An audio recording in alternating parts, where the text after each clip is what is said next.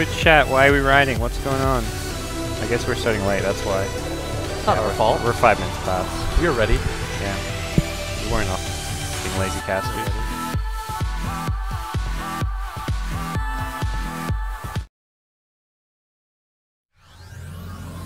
Sideline of goal! Blake doing it! They're gonna take it! He's gonna bring down Burning! Alone with a double kill! Dropping fast! Monopoint's there! He's still alive! Wait, seconds left! He's got one sub! He's got a second! He's taking it out! Oh my god! On three! They're all dead!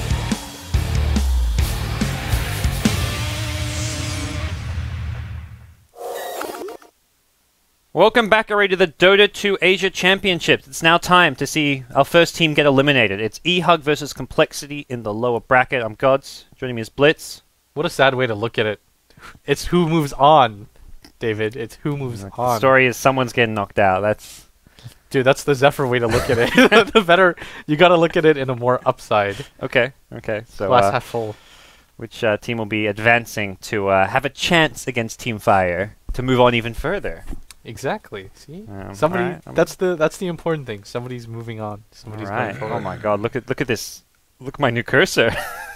What is that? It just looks like an orange version of mine.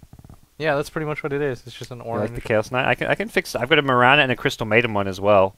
Some of the cool perks that come with the compendium for the Dota 2 Asia Championship. Just kind of showing it off. Yeah, showing it off. Which other ones have we got? Where's my loadout? Here we go. Well, that's not it. That's TPs. So let's. Which one do you want? The Mirana, CM, or the Chaos Knight? Do the Mirana one, dude. Do the Mirana one. All right, we'll go Mirana. Okay. I don't know if it changes for me. There we go. It's pretty cool. It's like a skinnier version. Yeah. Oh, you're right. It's actually pretty. It's It not is. bad. It's a light. It looks like a spade. Yeah. I don't know. I mean, it's supposed to look like the arrow, I presume. I wouldn't want if you saw the cursor and like it stood out, it would piss me off. This is at least like I look at it, I'm like it doesn't really look like much, but that's probably. I a never good even thing. noticed the cursor in general. Yeah. So. eHug versus compLexity. Who do you favor and why? I favor eHug because they've got a more stable 5. They haven't got a stand-in. Well, Beaver, I guess, has been, I don't know. compLexity, like last week, we're playing with Waga. Now they got a new mid. And it's your mid player as well who's a stand-in. So Yeah. It just seems like they keep changing their roster because they went from a Han player to Bloody 9 to Waga to there was also that one really high MMR player. What's his name? Dragon Fist. Oh yeah, Dragon Fist was Fist going mid for him for a while. Yeah, and then now they've got this new guy who I don't think Waga's out because he's in Las Vegas yeah, doing yeah, that that's eye true. tracking thing. So Maybe Biver. I mean, we looked him up. We found his Twitch stream, but that's about it. No real information out on him. He just seems like a pretty decent high MMR player that they must have run into. The other reason I think I favor eHug is Moon's playing support, which doesn't seem to suit Moon. Maybe I don't know. It's hard to say. compLexity obviously know what's kind of best for compLexity, perhaps, but from a outside perspective, it seems he's more suited to a mid or a carry role. Yeah, I kind of agree. It seemed like they had their most upsets and stuff like that when Moon was playing kind of a core role. I'm sort of unused to seeing him as a support. Obviously, something needed to change for them, though, and they probably have a better grasp of the situation. Like, maybe they were running a mid or carry, and things weren't exactly going as well as they could have, and maybe their team was lacking, and maybe they think Moon can morph himself eventually. Because I feel like if you're a good enough player, you can kind of expand to other roles. It's not like he can only play mid, but he does look uncomfortable, I agree with you. Okay. Well, we'll see. compLexity, first pick, Vengeful Spirit, that all-around... To me, this is like top-tier support right now. Like, this is your creme de la creme of support heroes. Yeah, I think she does overall the most out of all the support heroes. She can play aggression, she can play defensively, she provides early game, late game, she kind of does it all, like you said. Disruptor, though, is not that type of hero. That's the kind of hero you want to be ahead in. Like, Disruptor, when you get behind and BKB start coming out, he just feels like a paperweight. Yeah. If you're anything worse than on even footing, this hero doesn't offer too much. But Jug gets picked up with it. I mean, no obvious... I mean, kind of help bring people back in the laning stage, but no obvious synergy there. compLexity then go into the Faceless Void, so... Some flexibility. We've seen teams run Void safe lane, run it off lane. Doesn't really tell too much about what compLexity are planning to do here. Yeah, it seems like these are like the two carries that I see almost every game now. Void and Jug. If you don't get Jug, you get Void. If you don't get Void, you get Jug. And it just seems like I see it against each other a lot. I mean, Jug's quite decent against Faceless Void, but I guess I kind of like Faceless Void more because the ult seems a little bit more reliable. Like Chrono can have really game-changing impact. Yeah, yeah. And Ultra late game, there's definitely an element to Juggernaut where it feels like he falls off. Even if he keeps up on farm, he's like his 6-slottedness gets countered by Ghost Scepters and Force Staffs, whereas Chronosphere, you're chronoed. Unless there's some like E-Blade plays from the other team, but E-Blade's not a commonly bought item to like use on a teammate to save them. They had to have something like a Venge swap, and even then, your Venge still dies, and then the second Chronosphere comes in, you're looking at kills from that. So, Void late game is just, I would say, the best carry in the game, like Ultra late game almost, just because of how good a spell Chronosphere is, maybe? I don't know what else would match up. Yeah, I mean, it's not like he does the most damage, but he's really reliable because of Time Walk. Yeah. So he has a safe initiation. He's got a good escape mechanism. Bash is always really fantastic. Later on, as the game goes, he scales really well. You don't have to build too defensively on him because of backtrack. I don't see the same things with Juggernaut. Like when Juggernaut gets ahead, he gets ahead. But I feel like it's a little bit more risky because I mean, the game we casted just recently, the previous series, it was a Jug against a Void, and the Jug built nearly all defensive items. He got a Scotty, a Manta style. Like, he had a lot of tank, but as soon as one Chrono went down, he just immediately popped. And he finally, with pure defensive, and he finally gets the Abyssal Blade, and then the game's already like lost by that point. So it just feels like you might need a little bit too many items, whereas Void just needs, like, once you get to the refresher stage, you're set for life. I've seen like 5 or 6 Jug games over the last 3 days, and there's that game we just saw earlier today, and another game yesterday, which ZSMJ played Jug, and both games, the Jugs out-farmed everyone on the map. ZSMJ also went for like a Battle Fury after his Mask of Madness, and he was out-farming Sylar's Morphling, but late game didn't even matter that he out-farmed the Morphling for 90% of the game. He still just fell off and did nothing late game. He got kited around, even had the Blink Dagger, and it feels like Jug, if you get into that farm battle with another carry, you lose in the long term. The other games where I'm seeing Jug, he's winning, it's when they're snowballing and getting out of control and then just winning the game pretty fast. So yeah, it's definitely one of those heroes, especially with the fact that people don't rely on the Blade Fury as much as they used to. You go for the crit and the healing ward, and both of those things are really good early game. I think the crit is actually better than level 1 coup de grace from PA if she gets it at level 1, so it's almost like you're getting an ultimate ability for free. And with the recent buff to him as well, it just feels like an early to mid-game centric hero. But I feel like too many teams are like content to go to the late game phase with him. Yeah. I like also Vici Gaming ran him in the offlane, like Ice Ice Ice as a kind of solo offlane, more built around the healing ward and not looking to like be as much of a core hero, just space creator. But Juggernaut, this game, we'll have to see where it's being played. I think mostly eHug have run him as like a safe lane farmer. For, I want to say Infinity, but we'll see what the plan's going to be. They get the AA. Okay, no heals to kind of negate just yet from the complexity side, but still a strong support in his own right. I just don't really like the synergy between AA and Disruptor, because there isn't much. There's no real big setup. Yeah. I guess like there's a ton of teamfight potential for the two of them, but laning phase-wise, they don't feel the scariest. I guess that's why they pick Jug as their carry, because he's a really good tri-laner. But Disruptor and AA, the ganking potential, I guess, is okay. No real disables to speak of, so maybe late game they fall off. Yeah. Dude, Dragon Fist is watching us. He actually really? subs to BTS. What a good guy. Dragon Fist Dota. Oh, what a good guy. Big shout out to him. That guy's my MMR idol, man. I'm trying to catch up. Yeah. Well, and the other thing was the AA, like, speaking of synergy, like, you've got Ice Vortex. There's not really much magic damage you're amplifying at this point. Like, you've got some pick-off potential, but it feels like the AA doesn't really fit into that equation currently, but... Yeah. I would kind of like to see a little bit more disables. I guess the Disruptor pick was kind of to force the Void to go for less damage items and pick up a BKB earlier. Yeah. So maybe that way Jug can kind of scale a little bit faster. Alright, well, complexity going to the Zeus, which I think they run mostly mid. I've seen a bit of them back in the Summit, as well as some other recent tournaments, and more often I want to say it's the mid Zeus, but is that flexible pick? Yeah. You can run him pretty much anywhere. I think even we ran him off lane for X Freedom a few times. Oh yeah. As a support, he's really good. I mean, he can kind of do it all. You can deward with him, get a lot of map control with the ultimate.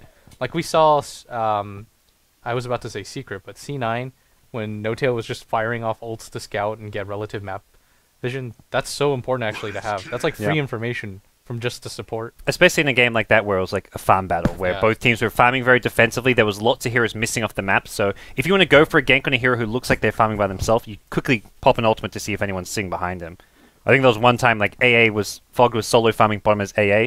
They Zeus ulted, saw Jugs in by, like, okay, we're not going for this kill. Like, that's not happening. Wraith King the pick for eHug. So that's going to be a farming Wraith King, putting maybe Jug into the off lane or the mid, or maybe some dual lanes come out. This is looking, though, probably just like, yeah, safe lane farming Wraith King and the Jug in the off lane. I like Wraith King against Void just because you have the extra life. Yeah, I was just about to big say things. that. I think Wraith King can like see a resurgence in terms of carries. Because think of the carries that are really popular right now: Void, Jug. You know, both those heroes ult, but then Wraith King's got the second light. He's like one of the few heroes that can survive against that initial burst. Because there's no way, even during the time that he respawns, like from the dead, Void, like that's wasted time for Void's Chronosphere.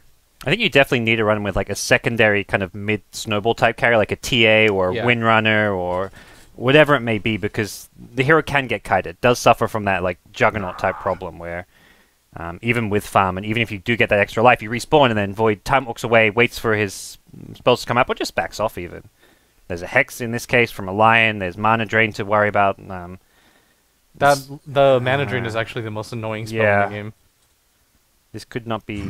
Maybe it needs to go for something like a Soul Ring, but... I don't know. Even then, it's like it does hurt your early game if you're trying to get a Soul Ring early on. We'll see how they play. I really like this metagame, though. It's a lot more aggressive than it used to be. There's less death balls. You see more pickoffs. It took a while for teams to kind of get here even after the patch, because the patch has been around and most teams kind of stuck with what was working for a while, but we are seeing a lot more variation. And also like completely different stuff out of some of like the Eastern teams. Like they're still picking a lot of the... Like Ember Spirit is first pick material over there, and they're not playing like super late game Dota. They're still looking to win games 20 to 25 minutes in and get really aggressive with heroes like Ember Spirit and whatnot. Oh, there's a Spirit Breaker. We just talked about how IX Mike likes to run it. So I think that might be a mid Jug. I'd say mid Jug is a lot more likely than mid Wraith King. I think Jug does decently in the mid lane, even against ranged heroes, even against like a Zeus. You have the healing. Zeus is never going to kill your healing ward unless you miss micro it. So. And ganking him is really difficult. As long as the Jug, he always just saves his spin. And if you see heroes coming in, you should almost always be able to get the spin off. It's a magic missile, which is easy dodge. Lion Hex, he has to get... Like, he'll break smoke first, and then you should be able to see him. So unless it's nighttime, he might be able to get you. I think it's... Jug mid is pretty good, though. It's safe. The only thing it doesn't do is, like, mid Jug doesn't really space create for you. Yeah. Razor last pick for complexity. So that puts...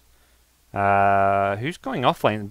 Biver, who's been playing mid for them, looks to be going mid on the Razor, and does mean Zeus may be in the offlane. You mentioned the offlane Zeus, another place you can play him, but offlane Zeus could become food against like Spirit Breaker, Jug. That's what I'm worried about. I feel like Zeus should either be a support or mid, just because this is like a game where a Zeus without farm is gonna get picked off a lot. But Swindle's the character for this team on the Void. He's been the most impressive for me with this complexity team over the last few weeks, but. I think once they settle down and people learn their roles and Moon just gets a little bit more experience, it's going to be better for them. I mean, obviously he doesn't look like he's really set on what he's doing, and he doesn't look too confident. But I mean, where else is he going to learn, right? It's better to keep trying it in to keep trying it in official matches and trying to find your place. And these guys, around the time they were playing in the Summit qualifiers and doing really well, they lost in the finals to Not Today, unfortunately. I met them like a week before because they were at the BlizzCon Twitch party, and they were so serious. They were team housing in LA. That's why they were in LA. They all had this mindset where they wanted to be like the next big upcoming American team. They really wanted to prove themselves, even though they failed to do that so in the Summit. These guys have like the attitude and the mentality that they're serious and willing to go, like all move to LA for a boot camp and then look to take that next jump to kind of reach the next level. So it feels like now they're in a transitional stage. They're trying to find their fifth member. It is holiday time. Like I remember like a few weeks ago, Moon's like, well, we're going to take a break now before the new year, and then we're going to look to kind of rebuild to see what went wrong last year. So it does feel like they're still in that transitional stage, and maybe give it another month or two, and we could see complexity become a big kind of name in NA Dota. Maybe not like on the level of EG, but at least looking to kind of establish themselves as like the next best thing. I remember when the Fnatic team first transitioned, they weren't very good. It was like the nicest way to put it. And I remember I rang for Wagamama's old team, Infused, and we had beaten them 2-0. Like, we just beat them like a drum. Yep. And we were just like, yeah, these guys are awful. And then the very next day, they completely destroyed us in the finals of it, because the finals got delayed. We got absolutely demolished. And then from there, they just went like on a huge tear. It seemed like things had just kind of finally clicked for them, and they understood what was going wrong, what needed to change for it to go right. And I think Cole's just waiting for that sort of moment. All right. Well, we'll see how things develop here for compLexity. Probably, I mean, at this point, neither of these teams probably expecting to qualify for DAC. Obviously, they don't have this. I doubt their mentality is like, oh, let's just do whatever because we're not going to make it. They're still playing to win, but they're probably not expecting to beat Cloud9. Even Team Fire just seem a bit more established, but hey, this is still good practice either way. It's going to be eHug on the Diet side, smoked up going to enemy jungle, SN7 leading the way on the Wraith King. They're going to even get out the Chilling Touch, Lust on the Disruptor, Infinity on the Juggernaut, MJW on the Spirit Breaker, and here we go. They've caught out the Void. He can look to Time Walk away. The charge goes south, though. They don't decide who they want to go for. Looks like they're going to go for the easier kill on the Vengeful Spirit, and could have maybe gone for the Void, but they guaranteed First Blood, probably the safer choice. Yeah. Void still has Time Walk, and although it's... They could charge him. No, they definitely could have killed him, because they could have just brought him right back. They have vision, it's daytime. Yes. Charge and glimpse, but... Maybe just a bit of a miscommunication. They were like, oh, let's go for the safe kill rather than...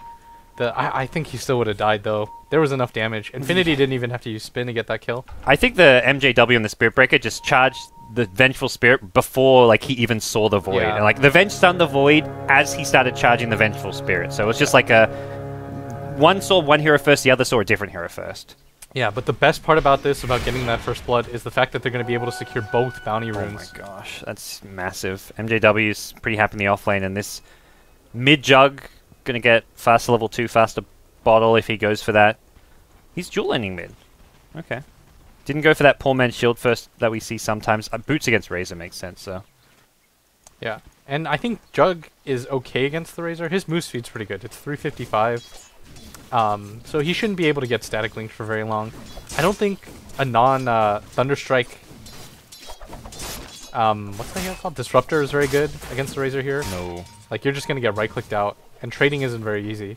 And it's going to be a... level 2 is going to be like 2 or 3 creep waves away, unfortunately. Yeah, so I think he's just... I don't think they're going to dual lane like this, and I don't think they should for mid, because they're not going to accomplish anything. Yeah. It's not like they're going to kill him or stop him from getting farm. It's still a ranged hero against a melee mid. It seems they'd like to go for kill on the Zeus, though. Disruptor sitting behind this tower, maybe go for like a single pull and then push out the wave, or they're just going to straight push out the wave. They've got double range creep, and if Zeus sits in his tower, this is a second kill. They can glimpse him back when he kind of runs, and I think we may be seeing a dead Zeus here very soon. Yeah, and he actually doesn't know this is going on, because if you notice where the ward placement was, he only saw it like halfway through, and he actually went around for him. Oh, but he doesn't messes see it him. up. He can't get in range. I thought he was in range for that glimpse, but could have glimpsed him like further Maybe up for the like wave. a split second. He had to be like on the ball immediately, though. I also as soon as the tower starts hitting Lust, he probably panicked and like, crap, this isn't going well, because I think he thought the creep wave was about to start taking he could the have tower. died there if Limp definitely has enough mana to bolt and Arc Lightning twice. Yeah. Mid lane, Blade Fury going to go out, and Fiverr dealing a lot of damage here, but also taking a lot of damage. Yeah, he's out of... Oh, no, he actually has 2 pulled tangos. I thought he only had 1 for some reason. I think the coolest thing, though, is that Limp is doing a really good job at top. He keeps pulling back the wave just by using the Arc Lightning repeatedly, and that's why Zeus as a safe lane, or as a off lane works. Because it's actually quite difficult to kill him, because the range of Arc is so huge. You can't really think of him as a really low attack range hero, because he's never really going to right-click anything to get CS. You're going to use your Arc Lightning for the most part. Here comes a charge top lane all the way from bottom. I think more than anything just for vision here. They're going to throw out the Wraith Fire Blast, disrupt on the low ground, still just level 1 with a glimpse, but not even going to need it. Limp goes down, does what damage he can, and Spirit Breaker kind of ends up stranded in the mid lane. Yeah, this is kind of the problem with Spirit Breakers. I mean, it's surprising that he's level 3 already. I guess because of the bounty rune and the first blood. Did he get a second bounty? I think he even got a second bounty rune. Oh, you're right, he did.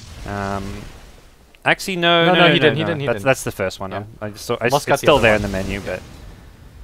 Oh, and mid, here comes the charge. Fiverr, though, is pretty level far 2 away. Blade Fury, they're going to TP in. That's a Vengeful Spirit. Oh, the tower kind of blocks the Juggernaut, and I guess you glimpse back the Venge bottom, but Venge is probably happy to be back the Courier...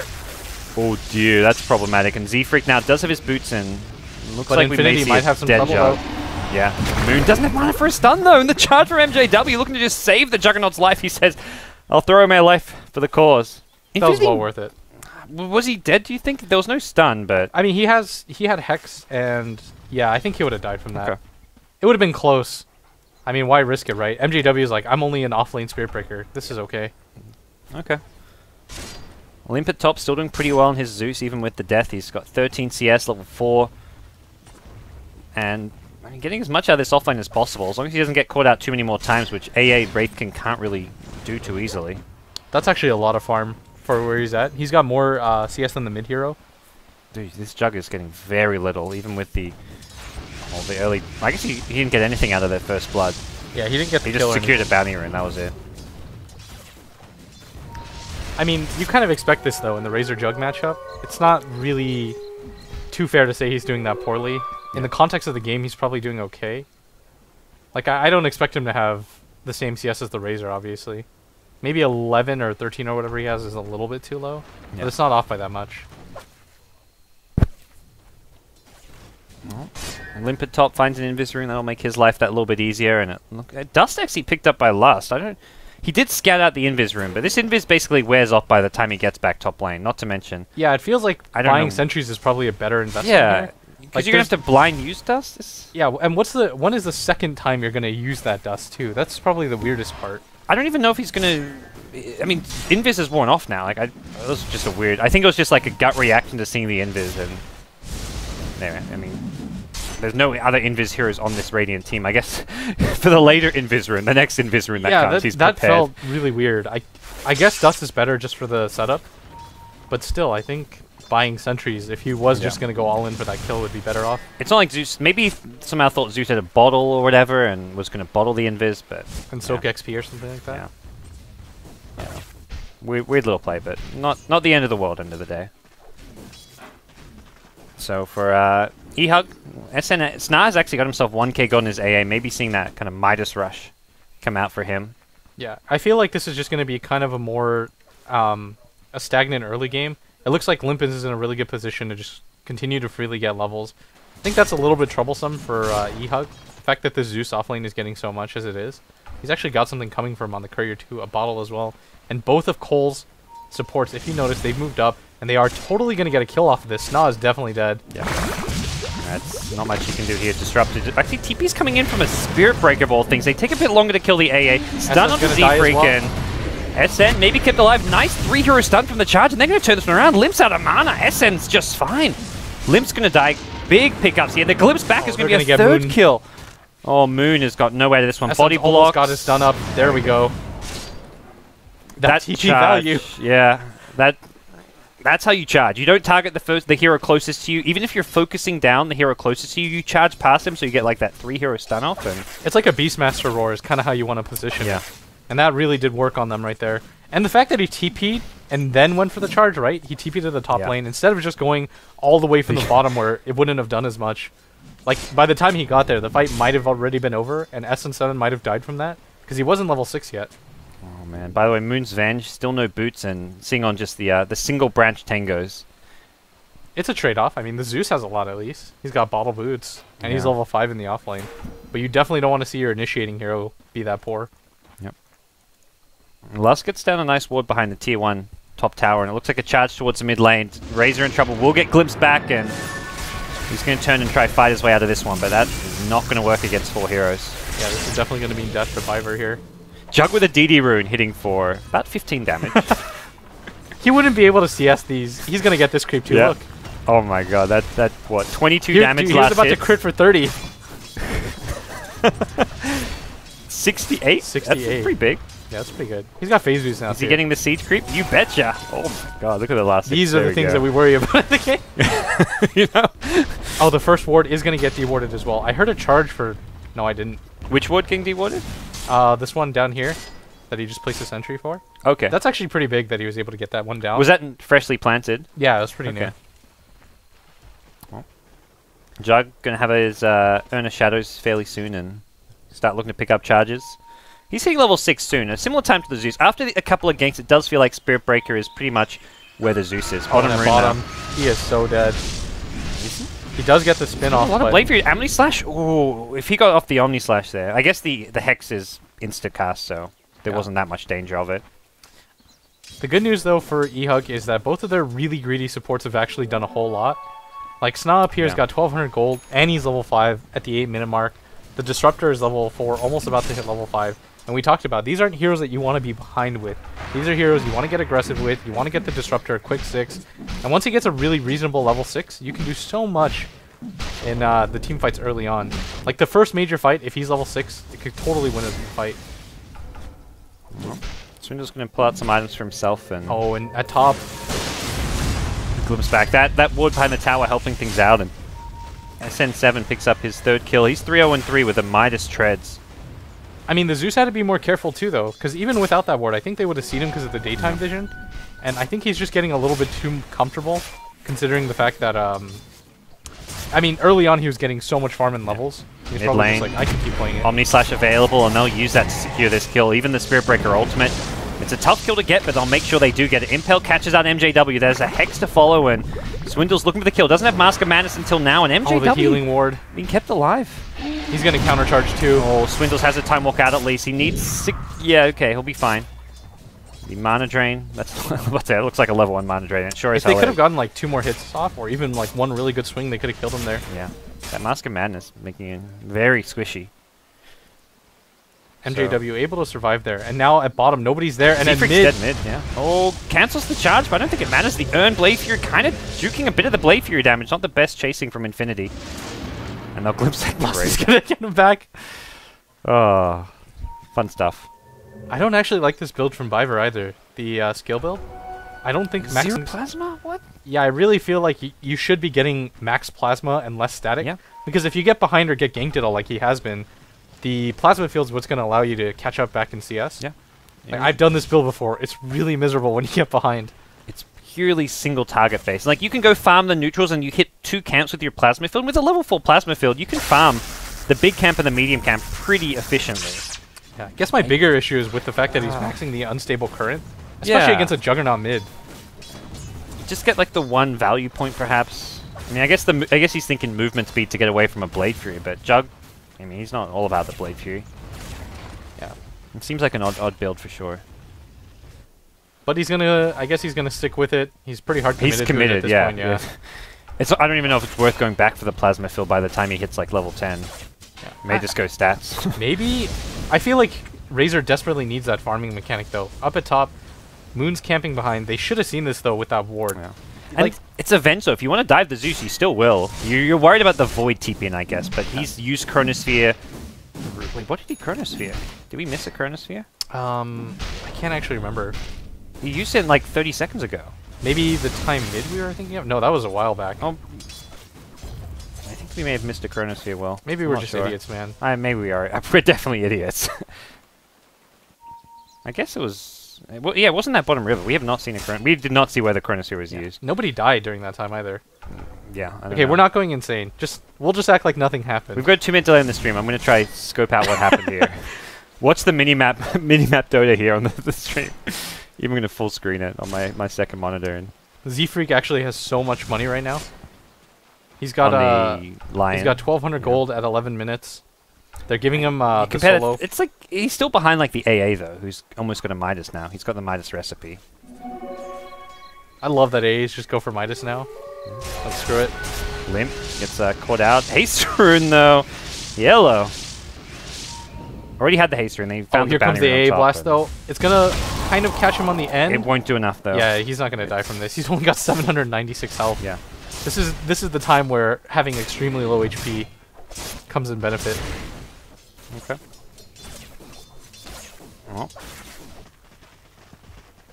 as things stand right now, it does feel like eHug just getting more farm out of the map. They're 1,500 net worth ahead and kind of holding their own. Yeah, they really want to take down this top tower soonish and maybe getting into an engagement. The Disruptor is almost level 6. He's camping mid right now for the rest of it. Yeah. And once he gets that, team fight should be really easy for eHug to take. So, checking out... Okay, defensive Chronosphere was used at the bottom tier 1. Checking out my minimap. Okay. He used it for a Spirit Breaker charge. Okay. That's the gist of it. I just caught the stream on the minimap. Well, that's interesting. We're the Hardy Boys now. I know. I wasn't actually listening to what you were saying for the last minute and a half because I was watching my minimap. I was trying to figure out by watching a 2-minute delayed stream only the minimap. Oh, and at bottom, Z-Freak, he is going to get charged, but he does get the Hex off. Oh, manages to sidestep it, but here comes the Chronosphere. Lust is definitely dead here. And Z-Freak, he's going to be just fine. Actually, No, he could have just ran. Oh, he's hexed though? No, he's definitely going to die here. Z-Freak, why you no run? Is Swindle actually going to go for this? The mini juke from MJW first with hit the bash. Alright, here comes the man fight now, MJW. He's going to charge in a couple of seconds, surely. Wait, I don't want to see that. There's the Swindle charge. doesn't have any mana to get Earn out as of well. it. He can use that offensively. Will do so. This is like the backtrack lord though. He got the first hit Bash Lord as well. Oh, and MJW survives with 8 HP. Oh. He's able to get out. Well played. That was some good Spirit Breaker plays there, as MJW really stretches the limit. Yeah, they were able to get the kill on Lust, but still, being able to get the counter kill on the Void and the Lion, that's actually huge. SN7 was there for both of those. And now if you just take a gander at his gold, he's got 3,800 gold now. Oh, Infinity's... this Razor 2 tanking. It's a level 1 Omni Slash. He wants the Venge alone. He's gonna wait for the charge. Okay, Here it that comes. works. Full Omni Slash onto the Razor with a Blade through level 3. Looks like we put ourselves a dead Razor. Might be dead Earn here. damage. 26, 25, 5 HP. Okay, a second Okay, earn. he's dead, yeah. Just for good measure. Oh, and here comes the charge. Able to stun 2 of them out of the way. Moon Meander doesn't Chrono. have a stun Healing yet. No, Ward. no, no. Oh, if Gonna micro MJW that. survives this too, that would be so bad for complexity as they rotated 2 heroes up here. Oh, he pushes They're him into the Ice Blast! Oh, and he's gonna go for the charge. This is just so greedy. He's got Time Walk. Oh, and the Disruptor ult goes off. What a play! Does he go? They've got a glimpse? Anything? Oh, the earn plus. Static Right, now Earn, it's he's just dead. now it's just a backtrack battle. Backtrack. One last tick. No. The one Oh, value they get point. another kill in And the this- middle of the lane. Lion's gonna go down as well. That- Things are just falling apart right now for complexity. It didn't even look like they played it that bad. Every small thing just went eHug's way. Like the smallest of little details just worked. Like the Spirit Breaker ultimate pushing him into the ice into the Ice Blast, and then the Static Storm coming up right at the right time. And MJW, by the way, has been playing this like he's been pushing his hero to the absolute limit at every corner. If you notice, he has complete trust, I think, in the rest of his team to be able to use spells. Yeah. So he goes in with like 100 HP and charges in, knowing that the Static Storm is going to go down at the same time. And I think it's a case where it's like, even if he does die, he knows that the kind of net result is he either creates space for a teammate to farm, or he saves a teammate early. Earlier, like when he did die, it was to save the Jug, and he's thinking Jug's going to do a lot more with farm than I will. They go on SN7 at mid lane. He's got ulti though. Oh no, mana drain with the Chronosphere. SN7. He's actually maxing it over the Wow. Hex.